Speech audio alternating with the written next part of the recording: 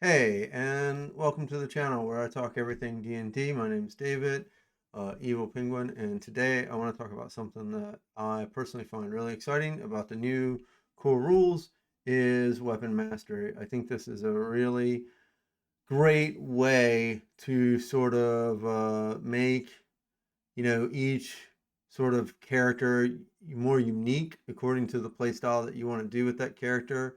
Um, so it really helps in that regard. It gives it a new sort of mechanic to make unique gameplay, and it kind of gets rid of the problem that I had with 5e was that the weapons and stuff were very simple, and it was basically like, when you create a character, it'd be like, well, what causes the most damage? Well, that's the weapon I want. I don't care what the weapon is or stylistically, I want it the one that caused the most damage, or had the potential to cause the most damage. And now with the weapon mastery thing, I think there's more potential there to be like, you know what, I kind of want the nick property on a weapon, so I'm going to choose that weapon because that gives me some new options in combat that I didn't have before, and it creates more interesting play styles for me, and that's what I want to do with my character. And I think other characters would enjoy that as well, other players. So let's get into it. You can use weapon mastery for every attack. That's pretty amazing. And weapon mastery is tied to the weapon, and it basically encourages weapon swapping mid combat.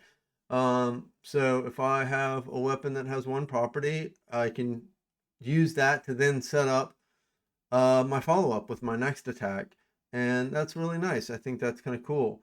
At level 1, all martial classes get the access to the mastery properties for certain types of weapons.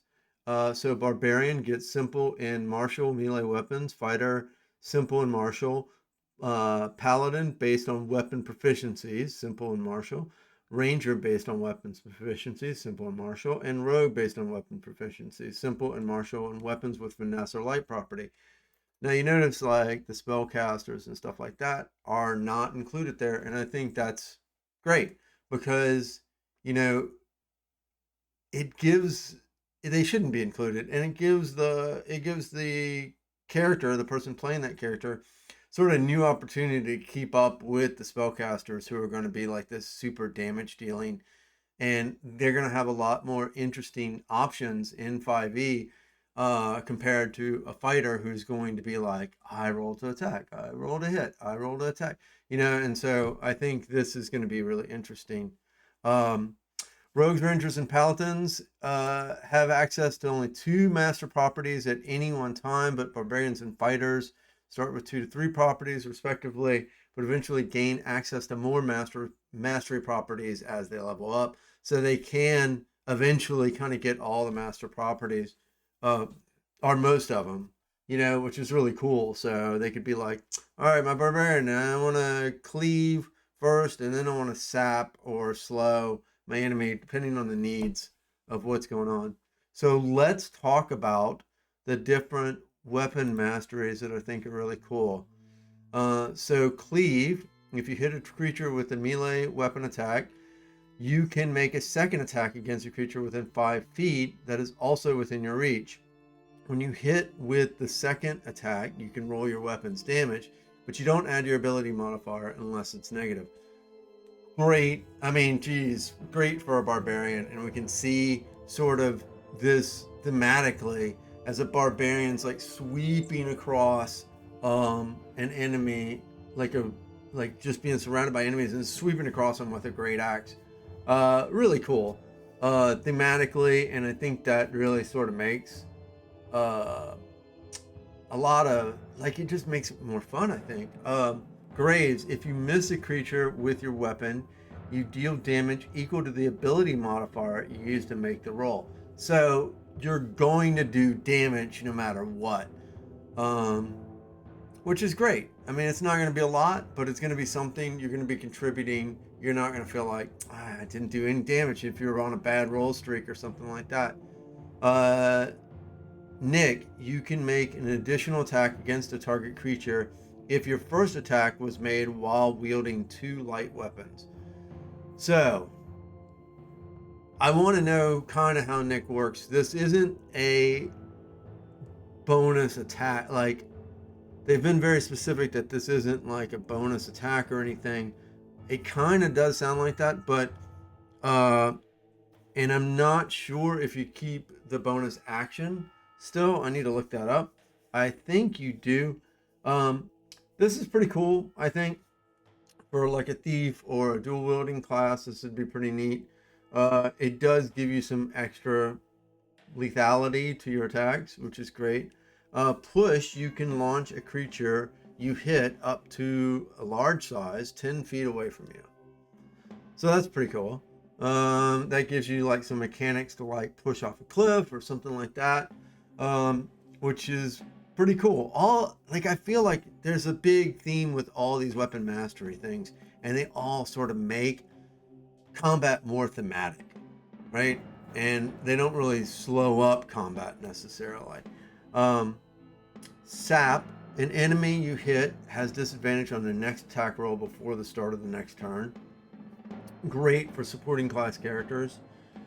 Slow, when you hit a creature and deal damage, you can reduce its speed by 10 feet until you start to the start of the next turn.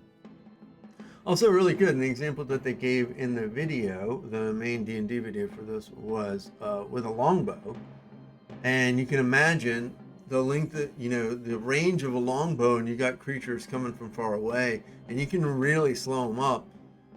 10 feet is, it doesn't seem like a lot, but if you're at a distance of over 50 feet, a 10-foot distance is an extra round that they're not going to reach you, basically.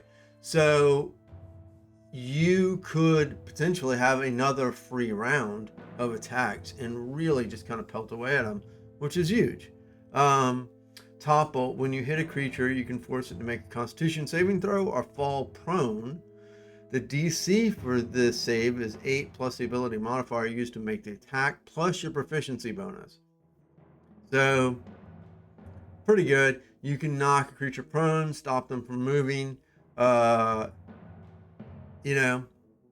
think this is okay. This is very situational, though, because if you're doing this with a melee creature or something like that, then it's just going to get back up and attack you. It's not really going to be a big deal for it, but situational. Vex, when you hit a creature and deal damage, you can gain advantage on your next attack roll before the end of the next turn. Great, really great way for, say, a rogue to set up sneak attack, for instance. I'm going to use this weapon that has the Vex weapon mastery property. I'm going to set myself up with advantage, and then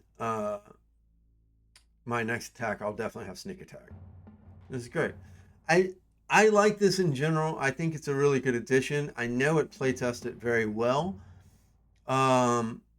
which, yeah, I mean, I can see why this play tested very well, because it just adds a lot of thematics to the game.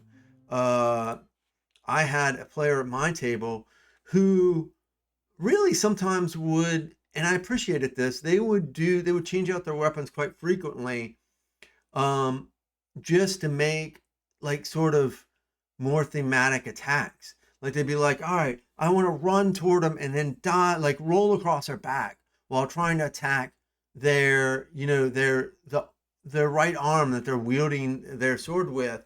And so they won't have the ability to use the sword.